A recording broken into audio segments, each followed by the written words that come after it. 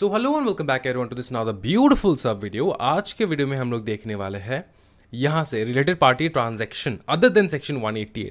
वैसे अपने को पता है कि सर सेक्शन 188 जो है ना वो रिलेटेड पार्टी ट्रांजैक्शन है, वो बहुत बड़ा सेक्शन है। वो हम लोग करेंगे जब वो आ जाएगा, लेकिन अभी हम लोग करेंगे अदर देन सेक्शन 188। तो सेक्शन 188 के अलावा भी बहुत सारे ट्रांजैक्शंस है जिसको हम लोग कह सकते हैं रिलेटेड पार्टी ट्रांजैक्शन। समझ में आ रहा है? ये आता है सेक्शन 177 में। ओके तो ओके कर लेते हैं हम लोग related party transaction other than section 188। क्या बोला गया है? बोले कि as per the second proviso of clause 4 of section 177 subsection 4 in case of transaction other than transaction referred to section 188 where audit committee does not approve the transaction, the company needs to make its recommendation to the board. The company needs to make its recommendation to the board. Make its recommendation to the board. Okay.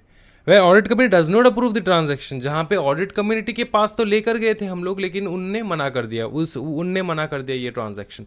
तो हम लोग इस transaction को board के सामने रखेंगे, board का recommendation मांगेंगे। ठीक है, the company needs to make its recommendation to the board. फिर देखो क्या बोले, transaction involving less than 1 crore in case of related party transaction involving any amount not exceeding 1 crore rupees is entered into by a director or officer of the company without obtaining the approval of audit committee and it is not ratified by the audit committee within 3 months from the date of the transaction, such transaction shall be voidable at the option of the audit committee, and if the transaction is with the related party to any director or is authorized by any other director, the director concerned shall indemnify the company against any loss incurred by it. Simple चीज़ है, simple चीज़ है। तुमको बहुत emergency का था, तुमको एक रिलेटेड पार्टी ट्रांजैक्शन करना था। ठीक है, तुम कौन हो? तुम हो सकते हो कंपनी के डायरेक्टर या फिर ऑफिसर। ठीक है, तुम डायरेक्टर थे या फिर ऑफिसर थे, तो बोर्ड के पास लेकर गए, बोर्ड ने पास कर दिया, लेकिन इसको ऑडिट कमेटी जो है ना उनको रेटिफाई करना होता है 3 महीने के अंदर अंदर। मतलब डायरेक्टर, कंपनी का डायरेक्टर या फिर कंपनी के ऑफिसर ने किसी भी प्रकार का रिलेटेड पार्टी ट्रांजैक्शन अगर कर रखा है without the approval of audit committee, ठीक है, without the approval of audit committee, तो उनको 3 महीने के अंदर अंदर ऑडिट कमिटी से अप्रूवल लेना पड़ेगा। समझे? 3 महीने के अंदर अंदर ऑडिट कमिटी से अप्रूवल लेना पड़ेगा। समझे? 3 महीने के अंदर अंदर अप्रूवल लेने से रेटिफाई कर किया जाता है। अप्रूवल किया, वो तो पास हो चुका है, तो जो पास हो चुका है उसको रेटिफाई कर लेते हैं हम लोग।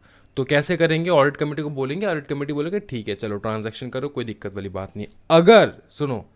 अगर ऑडिट कमेटी ने मना कर दिया, ऑडिट कमेटी ने बोला कि तूने जो ये ट्रांजैक्शन किया था ये सही नहीं था, ये रॉन्ग है, तो सुनो क्या होगा।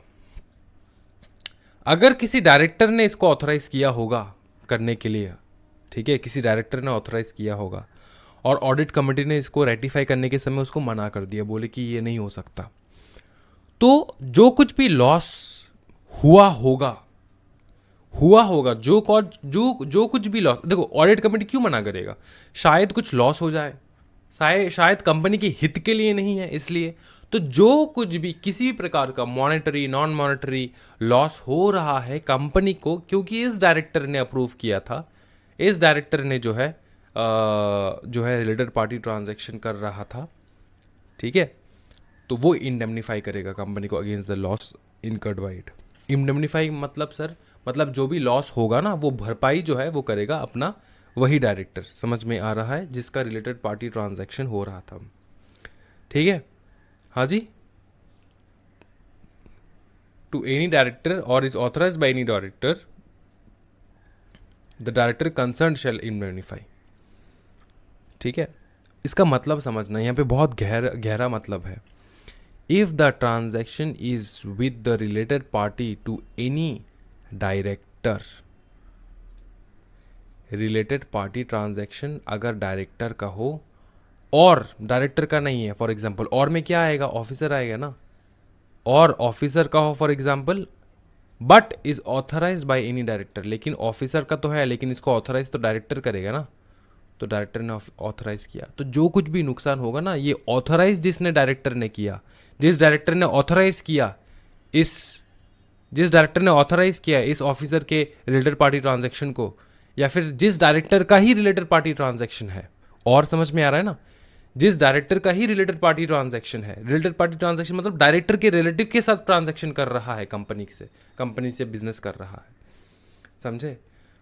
तो वो डायरेक्टर या फिर वो डायरेक्टर जिसका रिलेटेड पार्टी ट्रांजैक्शन था, या फिर वो डायरेक्टर जिसने ऑथराइज किया किसी दूसरे के लिए, किसी दूसरे ये वाला बंदा था ना, ये कौन सा बंदा था, ये ऑफिसर ऑफ द कंपनी था, तो इसका रिलेटेड पार्टी ट्रांजैक्शन होता, डायरेक्टर ने ओके बोल दिया, लेकिन ऑडिट कमेटी ने मना कर दिया। तो अगर कोई लॉस हुआ, कौन भरपाई करेगा? अगर डायरेक्टर का ही रिलेटेड पार्टी ट्रांजैक्शन है तो ये डायरेक्टर भरपाई करेगा, और अगर किसी ऑफिसर का हो लेकिन उसको अप्रूवल तो मिला होगा ना डायरेक्टर से, तो तब जाके वो डायरेक्टर जो है भरपाई करेगा जिसने अप्रूवल दिया है। समझ में आ रहा है? अब ये एक से ज़्यादा भी हो सकता है, कोई दिक्कत वाली बात नहीं है। ये समझ में आ चुका है, कोई दिक्कत वाली बात नहीं है। फिर देखो, transaction between holding company and wholly owned subsidiary. Wholly owned subsidiary मतलब, हाँ जी, holding company and wholly owned subsidiary मतलब, होल्डिंग कंपनी मतलब तुम्हारा बाप, जिसने तुमको खरीद रखा है, तुम्हारा बाप है होल्डिंग कंपनी। होल्ली ओन्ड सब्सिडियरी मतलब तुम अभी हो चुके हो बाप, और तुम्हारा होल्ली ओन्ड सब्सिडियरी मतलब तुमने किसी को पूरा खरीद रखा है, होल्ली ओन्ड सब्सिडियरी बना रखा है, मतलब 100% स्टेक ले रखा है। तो इससे रिलेटेड कुछ ट्रांजैक्शंस होंगे। देखो, as per proviso, fourth proviso to clause 4 of section 177(4), any related party transaction other than section 188 between a holding and its wholly owned subsidiary company, the approval of audit committee is not required। फिर से बताओ, अगर holding और उसके wholly owned subsidiary के बीच में किसी प्रकार का ट्रांजैक्शन हो रहा है, रिलेटेड पार्टी ट्रांजैक्शन, समझ में आ रहा है, तो रिलेटेड पार्टी तो रहेगा। होली ओन्ड सब्सिडरी होल्डिंग का पार्टी नहीं है क्या? उसका रिलेशन नहीं है क्या होली ओन्ड सब्सिडरी के साथ? हाँ है ना सर। तो इस केस में कोई भी ये रिलेटेड पार्टी ट्रांजैक्शन में आता है, लेकिन सेक्शन 188 में नहीं आता, सेक्शन 177 सबसेक्शन 4 में आ जाता है ये, ठीक है।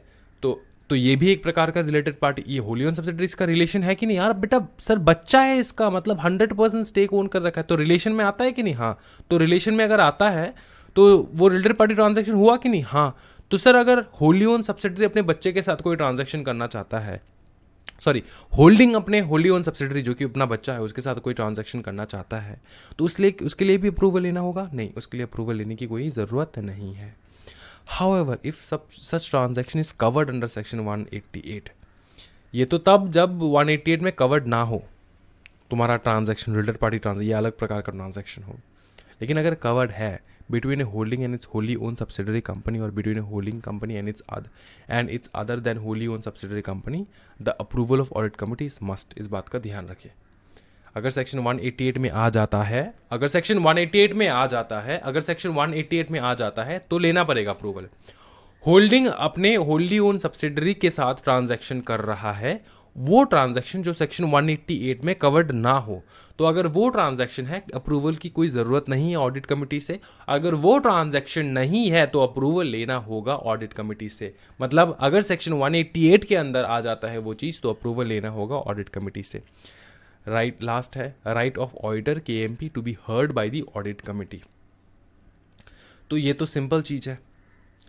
ऑडिट कमेटी कुछ भी डिसीजन सुनाने से पहले अपॉर्चुनिटी ऑफ बीइंग हर्ड कर देगा ना। अपॉर्चुनिटी ऑफ बीइंग हर्ड मतलब उसको हक है कि वो बोलेगा और हम लोग सुनेंगे। हम लोग कौन है? हमें audit committee.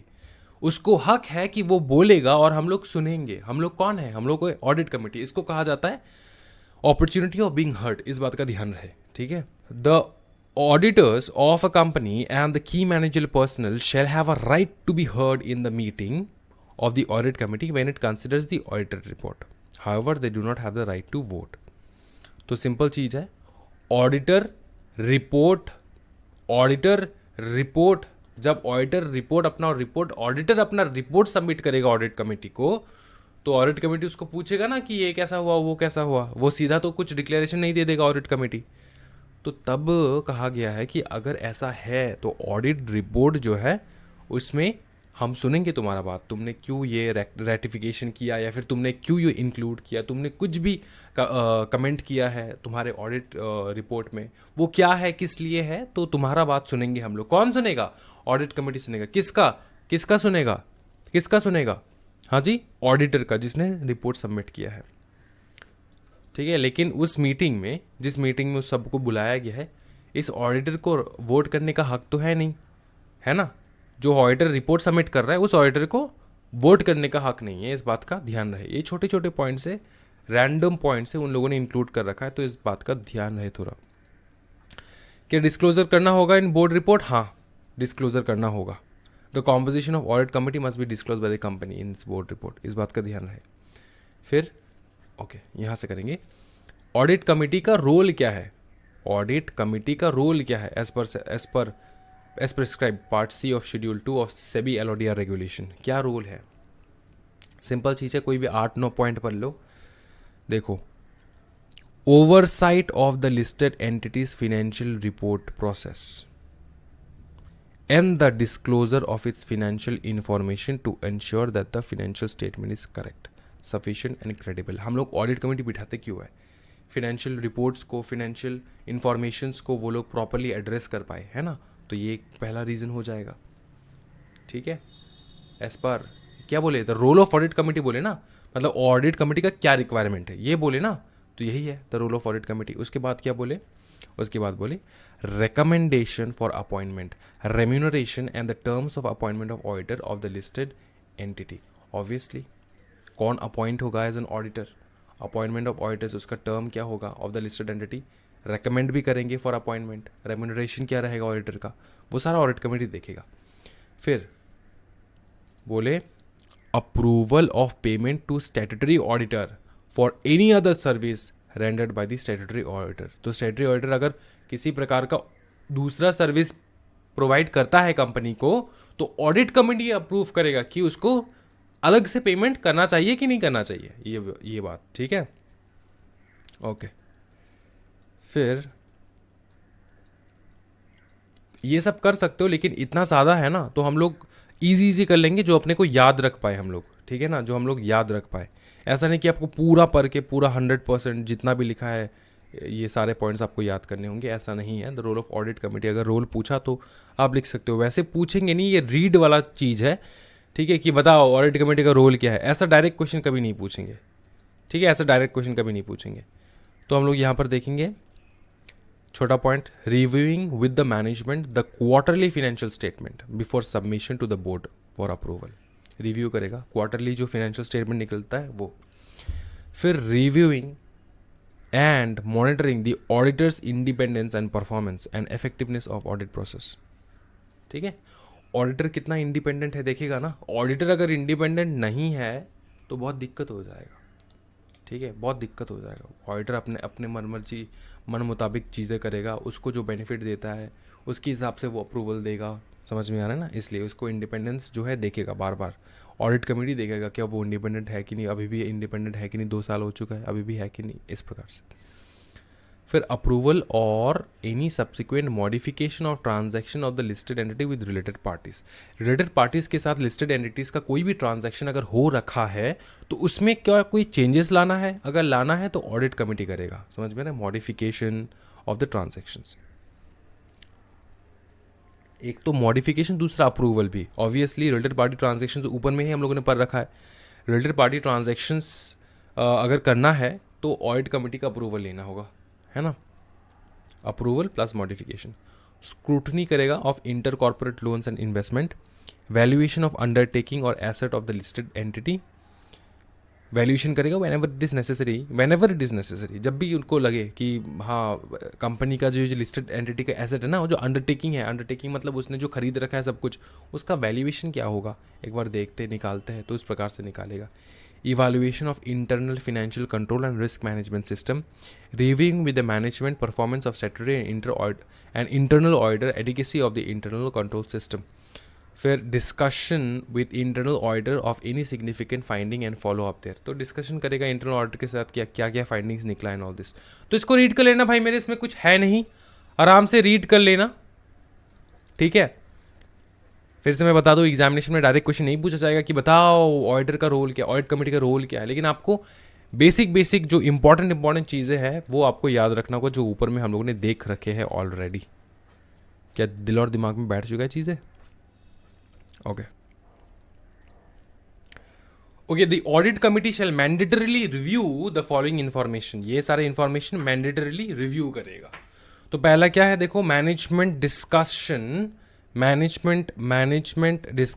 And analysis of financial condition, result of the operations, statement of significant related party transaction submitted by management, फिर मैनेजमेंट लेटर्स, फिर letters of internal control weakness issued by the statutory auditor, फिर internal audit report relating to internal control weakness and the appointment removal, terms of remuneration of the chief internal auditor shall be submitted to the review by the audit committee.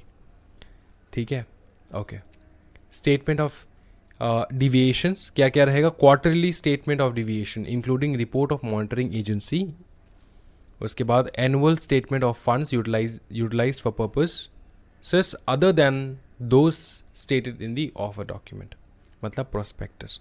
तो prospectus में जो आपने लिख के रख, देखो पैसा तो किसका, पब्लिक का है। पब्लिक आपके प्रोस्पेक्टस में जो लिखा होता है उसके बेसिस पे पैसा देता है, लेकिन अगर आपने पैसा यूज़ किया है किसी अदर रीज़न के लिए, other than the reason which you have mention in your prospectus, तो वो भी स्टेटमेंट देना होगा। Annual statement of funds utilised for purpose other than those stated in the offer document. ठीक है, ओके। विजिल मैकेनिज्म क्या होता है? मैंने लास्ट क्लास एक हिंट तो दे दिया होगा कि विजिल मैकेनिज्म ये होता है। विजिल मैकेनिज्म, कंपनी में कोई भी किसी प्रकार का दिक्कत हो रहा है तो आप किसको जाके कंप्लेंट करोगे?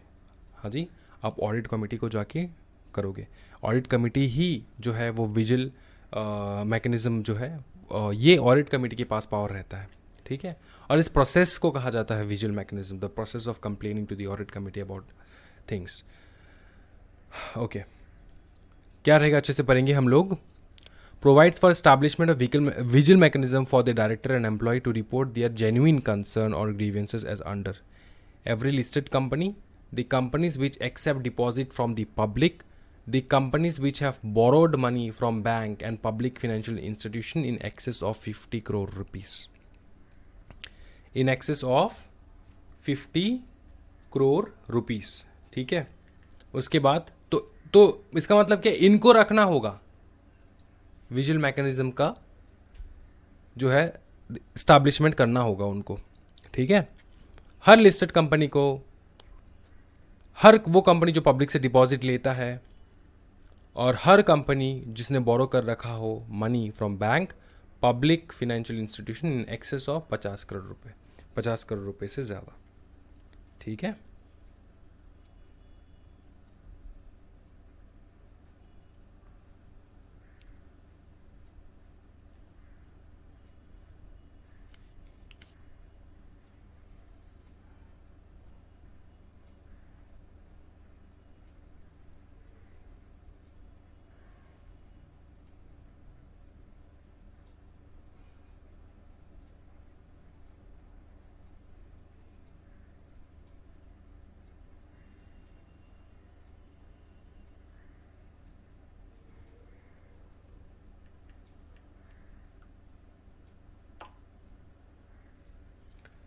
ये समझ में आ चुका है भाई मेरे?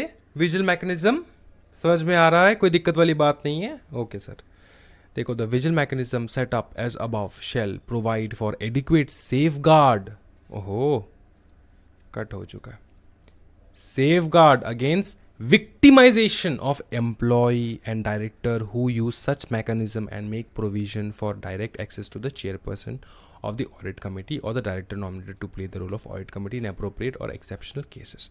तो सीधी बात इतना ही है कि विजिल मैकेनिज्म जो है, तो इसमें इंपॉर्टेंट चीज़ क्या है? इंपॉर्टेंट चीज़ यही है किसके ऊपर लागू होता है। ये क्या काम करता है? ये डायरेक्ट एक्सेस देता है चेयरपर्सन, ऑडिट कमेटी के चेयरपर्सन को। तो कोई भी एम्प्लॉय, डायरेक्टर जो कि अग्रीव्ड है, आपके साथ कुछ नाइंसाफी हुआ है कंपनी में, आप किसको रिपोर्ट करोगे? इसी ऑडिट कमेटी को। क्या ये समझ में आ रहा है? हाँ जी, ओके, इतना याद रखो। उसके बाद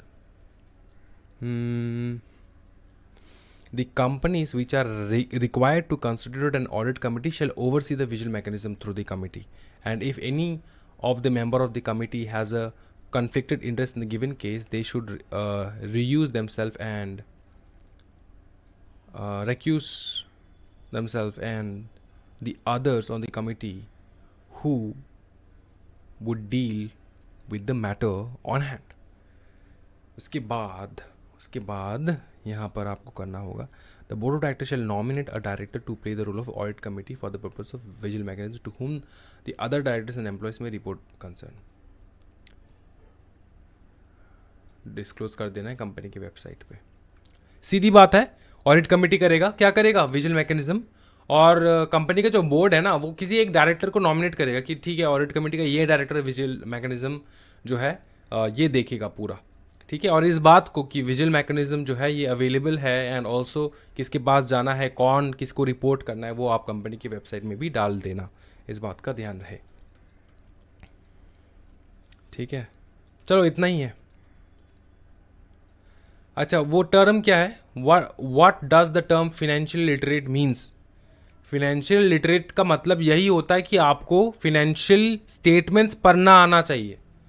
financial statement, balance sheet, profit and loss account, statement of cash flow, ये पढ़ना आना चाहिए बस. Understand basic financial statement, that is balance sheet, profit and loss account, statement of cash flow, ये सारा, ठीक है. Okay. What does the term having accounting or related financial management expertise mean? मतलब अकाउंट्स में एक्सपर्ट है, ठीक है. तो यहां पर हम लोग क्या कर सकते हैं, a member shall be considered to have accounting or related financial management expertise, ठीक है.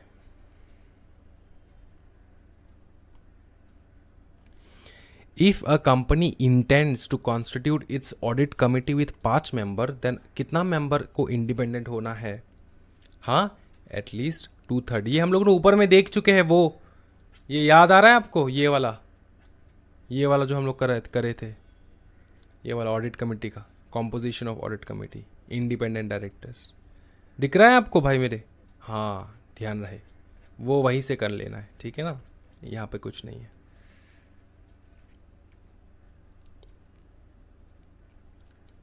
तो अगर 5 डायरेक्टर है, 5 में से 2/3 करोगे तो कितना मिलेगा, 3. तो 3 of the audit committee shall be independent.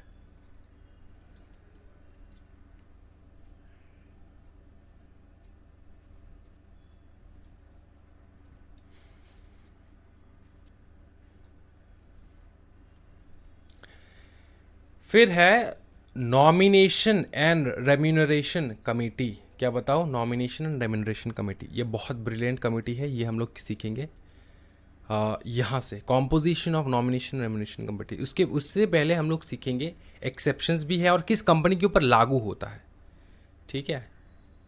देखो, एवरी लिस्टेड पब्लिक कंपनी पहला, फिर the following classes of company, all public company with paid up share capital 10 crore, all public company having turnover 100 crore rupees, all public company having an aggregate outstanding loan debenture deposit exceeding 50 crore rupees. इस बात का ध्यान रहे, ठीक है, इस बात का ध्यान रहे.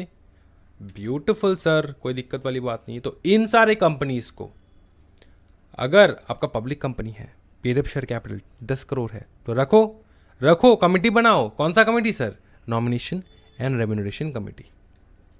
अगर आप पब्लिक कंपनी है और हैविंग टर्नओवर आपका 100 crore रुपीस है, अगर 1000 करोड़ का आपका टर्नओवर होता है, 100 करोड़, 1000 नहीं, 100 समझ में आ रहा ना, 100 करोड़ के ऊपर का टर्नओवर हो रहा है, ओके, 100 करोड़ या फिर उससे ज़्यादा का टर्नओवर हो रहा है, तो तब फिर all public companies having an aggregate outstanding loan debenture deposit exceeding 50 crore rupees, exceeding 50 crore rupees. तो अगर आपका outstanding loan debenture deposit exceeding 50 crore rupees है तो आपको रखना होगा. और पब्लिक लिस्टेड पब्लिक कंपनीज के लिए तो भाई कॉमन है, रखना ही होगा भाई.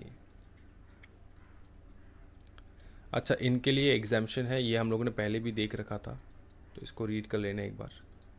यहाँ से कॉम्पोजिशन रेम्यूनरेशन कमेटी स्टार्ट होता है, ठीक है, फटाफट करेंगे हम लोग. एज पर कंपनीज एक्ट और एज पर सेबी, इस बात का ध्यान रहे. एज पर कंपनीज एक्ट और एज पर सेबी, इस बात का ध्यान रहे, SEBI companies act. Number of directors कितने होने चाहिए as per companies act? Minimum 3 or more non executive directors as members. Minimum 3 or more non executive directors as member रहेगा। नॉन एग्जीक्यूटिव डायरेक्टर्स रहेंगे मेंबर्स। सर ये executive and non executive directors कौन होते हैं? Company में executive director भी होता है, नॉन एग्जीक्यूटिव डायरेक्टर भी होता है। एग्जीक्यूटिव डायरेक्टर जो इंपॉर्टेंट पोस्ट होल्ड कर रहे हैं वो। ओके, इसके बाद SEBI minimum 3 non executive director as member. यहाँ पर मिनिमम 3 और मोर, यहाँ पर मोर और यहाँ पर मिनिमम 3, बस इतना ही। फिर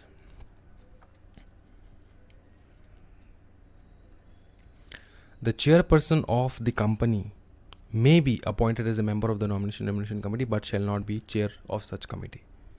इसका भी सेम है, चेयरपर्सन को आप मेंबर बिठा सकते हो लेकिन वो चेयर नहीं करेगा सच कमेटी को। मतलब उस कमेटी में, किस कमेटी में? नॉमिनेशन रेमुनेशन कमेटी में वो चेयरमैन नहीं बन सकता, इस बात का ध्यान रहे। जो आपके कंपनी का चेयरमैन है वो, समझ में आ रहा है ना? वो इंडिपेंडेंट डायरेक्टर कितना? Of total member 1/2 shall be independent, मतलब आधा, और यहाँ पे 2/3 एज पर सेबी। तो सुनो एक चीज, एग्जामिनेशन में पूछा गया है ना, तो और पूछा गया है तो तुमको दोनों लिख देना है और तुमको देखना है अच्छे से कि कौन सा फॉलो करना। अगर लिस्टेड है कंपनी तो सेबी का फॉलो करेंगे, अगर लिस्टेड नहीं है तो कंपनीज एक्ट का। इस बात का ध्यान रख सकते हो। हाँ, तो लिस्टेड कंपनी है कि नहीं आपको तो पता ही लग जाएगा ना, वो बोल देंगे क्वेश्चन में कि हाँ लिस्टेड है। अगर लिस्टेड नहीं मेंशन किया गया है तो आपको दोनों लिखना है, कंपनीज एक्ट का भी लिखना है, सेबी का भी लिखना है। फिर चेयरपर्सन नॉट प्रोवाइडेड, यहाँ पर एन इंडिपेंडेंट डायरेक्टर रहेगा चेयरपर्सन, और कंपनीज एक्ट में प्रोवाइड नहीं किया कि कोई भी बन सकता है। क्या एजीएम जीएम में आना चाहिए? Shall attend the general meeting, ये भी अटेंड करेगा जनरल मीटिंग। कौन अटेंड करेगा? Chairperson of the nomination committee, या फिर उसके एब्सेंस में कोई अदर मेंबर आ सकता है। इसका भी सेम है, ठीक है। Meeting of the nomination and remuneration committee, SS1 कहता है as often as necessary but minimum number and frequency prescribe by law और any authorised stabled by the board. तो नॉमिनेशन रेमुनेशन कमेटी में एज अ कंपनीज एक्ट में कुछ बताया नहीं, SS1 में बताया कि जितना एज ऑफन एज नेसेसरी और मिनिमम जिस प्रकार से भी मेंशन्ड हो, ठीक है। Minimum number of frequency prescribed by any law, किसी भी लॉ में किसी प्रकार का जो है मेंशन्ड अगर किया गया है किसी भी लॉ में, उस हिसाब से। तो मैं सीधा आपको ये बताना चाहता हूं कि मिनिमम 1 पकड़ते हैं यहाँ पे हम लोग, मिनिमम 1 तो रख ही सकते हैं। ये है नॉर्मल कंपनीज एक्ट में, और इसमें भी एटलीस्ट 1 से नहीं है, यहाँ पर भी 1 ही है, ठीक है। यहाँ पर मिनिमम नंबर मेंशन नहीं है, इसलिए हम लोगों ने लिखा है मिनिमम 1। चलो, quorum for the meeting unless otherwise stipulated in the act of the article any other law, the quorum for the meeting of committee constituted by the board shall be as specified by the board. If no such quorum is specified, the presence of all members of such committee is necessary to form the quorum. To form the quorum, इस बात का ध्यान रहे।